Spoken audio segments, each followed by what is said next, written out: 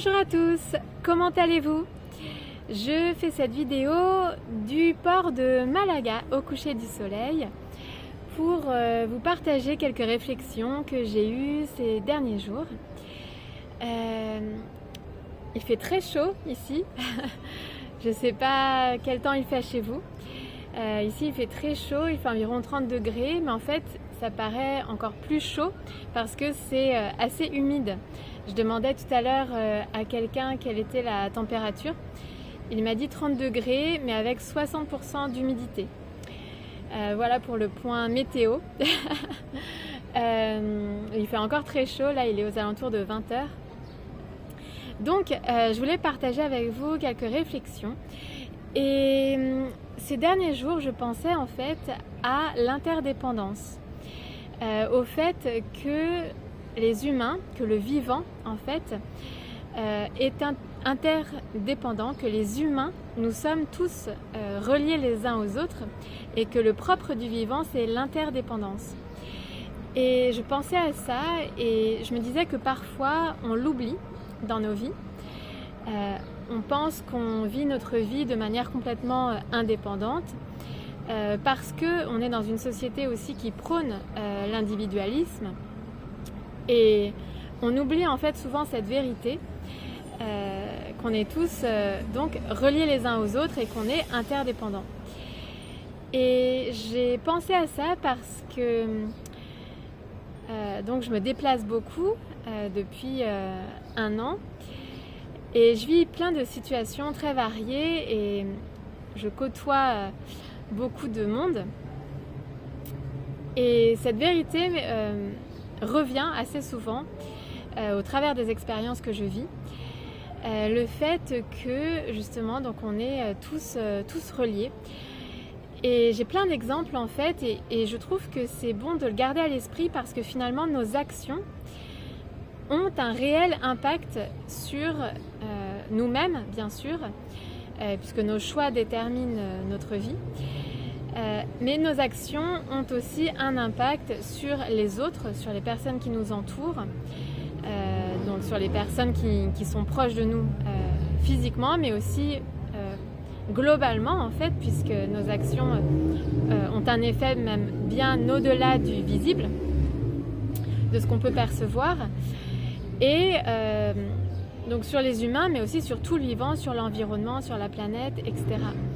Et donc je pense que c'est important de garder cette vérité à l'esprit pour faire des choix qui soient alignés sur le vivant et qui concourent donc plutôt à sa progression plutôt qu'à sa destruction, à son expansion plutôt qu'à sa diminution. Donc déjà pour nous, pour nous-mêmes et puis pour tout ce qui nous entoure. Et on le voit en fait dans le quotidien. Dans des exemples du quotidien, on voit bien que nos actions, si j'ai des actions en général qui sont bénéfiques pour moi, elles seront aussi bénéfiques pour les personnes qui m'entourent, pour l'environnement. Et à l'inverse, si j'ai des actions qui sont contraires aux lois du vivant, si je fais des choix malsains, eh bien ça aura aussi des répercussions négatives sur les gens qui m'entourent, sur le vivant, sur l'environnement, etc. Et donc l'importance de faire au maximum les bons choix pour soi, donc des choix qui vont dans le sens du bien-être, de la santé, de l'expansion, donc des choix qui sont axés sur le positif, sur le bien-être pour soi-même et aussi pour les autres parce que par ricochet en fait ça aura de toute façon des répercussions positives ou négatives sur ce qui nous entoure. Et parfois on ne le perçoit peut-être pas ou on n'y pense pas, on n'a peut-être pas ça en tête parce qu'on se voit séparés les uns des autres et puis tout fait pour qu'on se voit séparés dans la société dans laquelle on vit, mais on voit bien qu'on est vraiment interdépendants. Et d'ailleurs on l'a bien vu au travers des événements qui se passent depuis 2 ans avec le Covid. On voit bien qu'on est tous liés. Et donc voilà, simplement ce rappel pour le garder en tête et toujours penser que mes actions, même si ça ne paraît pas, dans l'instant, peut-être que dans l'instant, je pense que mes actions n'auront qu'un effet que sur moi, mais en fait, ça aura de toute façon un effet sur les autres à un moment donné. Alors pour citer quelques exemples que je vis assez régulièrement donc en voyage, le premier qui me vient en tête, ça va être par exemple si je respecte mon rythme naturel biologique, donc si je prends soin de moi et si je respecte la chronobiologie. D'ailleurs, c'est très intéressant d'étudier la chronobiologie. Je ne sais pas si ça vous parle. Je m'y connais mal, mais je m'y étais intéressée à un moment donné. Donc, c'est voir un petit peu nos rythmes naturels, en fait. Voir quelle est notre horloge interne pour se caler dessus et avoir des actions adaptées au quotidien pour aller dans le sens de notre horloge interne, pour la respecter. Et alors je prends cet exemple-là parce que bien souvent en voyage,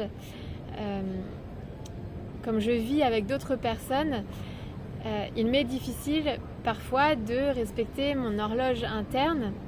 Donc je dois être assez flexible là-dessus, donc c'est-à-dire me coucher assez tôt et puis me lever aussi assez tôt, etc. Donc respecter en fait le rythme éveil-veille,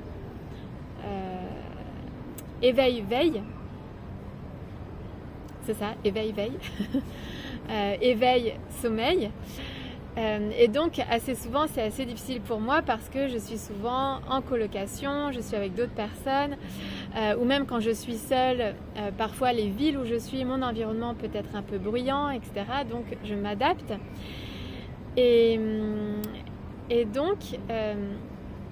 donc souvent je dois m'adapter et parfois je n'arrive pas à respecter justement mon rythme naturel parce que peut-être que les personnes autour de moi ne respectent pas le leur et donc ça a forcément un effet sur les personnes autour. Donc ça peut être des nuisances sonores, ça peut être des nuisances sonores, lumineuses. Le fait d'avoir des rythmes, si quelqu'un a un rythme décalé, forcément, ça va avoir un effet sur l'entourage, par exemple, qui aura ensuite d'autres effets par ailleurs, parce que forcément, si on n'est pas en forme, on ne va pas pouvoir forcément aussi au quotidien faire les choses qu'on avait prévu de faire. On n'aura pas forcément l'énergie, le dynamisme pour mener les actions qu'on avait envie de mener pour notre vie. Donc voilà, c'est un exemple parmi d'autres, mais j'y suis souvent confrontée et c'est vrai qu'on n'y pense pas forcément. Donc voilà, je parle de ça par exemple, donc respecter son rythme naturel. Donc si je respecte mon rythme naturel, forcément je vais respecter le rythme naturel des personnes qui m'entourent. Je pense aussi aux ondes électromagnétiques par exemple. Si je suis sensible à l'effet que peuvent avoir les ondes électromagnétiques sur mon corps, sur ma santé, par exemple, je vais éteindre la box Wi-Fi, je vais éteindre Internet la nuit. Et à ce moment-là, donc cette action sera bénéfique pour moi et pour les autres, puisque en faisant ça, ça sera aussi bénéfique pour les personnes qui éventuellement sont dans ce champ électromagnétique et ne seront donc pas touchées elles aussi par ce champ. Donc ça sera bénéfique pour elles, ça sera bénéfique pour mon entourage. Si je fais ça pour moi, ça sera bénéfique pour les autres aussi. Et d'ailleurs, ça, je trouve que ce serait vraiment chouette si dans les les immeubles ou même en colocation, en tout cas quand il y a une communauté, un regroupement de personnes, je trouve que ce serait très chouette que, en fait, on s'organise, on fasse des réunions pour, je sais pas, trouver des façons de faire. Par exemple, par rapport au Wi-Fi, je m'étais renseignée sur le sujet et apparemment c'est quand même assez nocif et on n'a pas de recul par rapport à ça. Et en fait, le signal est très fort bien souvent et on n'a pas besoin d'un signal en fait aussi fort. Donc on imagine dans un immeuble, quand il y a un signal très fort dans chaque habitation, en fait, le signal est super puissant, je pense. D'où l'importance en fait de se réunir et de se dire bon bah on coupe le Wi-Fi de telle heure à telle heure par exemple. En fait, trouvé des ententes pour que ça bénéficie à tout le monde. Ça serait vraiment très chouette d'y réfléchir. Donc voilà, c'est juste un autre exemple pour dire que si je respecte, si finalement je fais les actions qui sont bénéfiques pour ma santé, ça touche aussi les personnes autour de moi et ça sera bénéfique pour elles aussi et pour l'environnement. Et l'inverse est vrai aussi. Voilà ce que je voulais passer comme message dans cette vidéo parce que c'est quelque chose que j'observe très régulièrement et peut-être qu'on ne réfléchit pas assez à la portée de nos actions, quelles qu'elles soient, petites ou grandes. En fait, de toute façon, ça a un effet. Et d'ailleurs, il n'y a pas réellement de petites actions. On voit bien que tout a un effet, hein, même un moustique tout petit, il nous pique et on voit bien que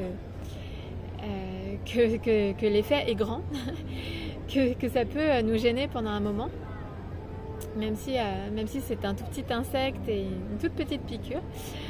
Et d'ailleurs, dans certains pays, ça peut devenir même une maladie. Donc voilà, ce que je voulais simplement évoquer dans cette vidéo, pour garder ça à l'esprit et garder en tête qu'on est tous interdépendants et faire des actions qui vont dans le sens du vivant, qui vont dans le sens du bien-être, de la santé, en tout cas nous efforcer d'aller dans cette direction.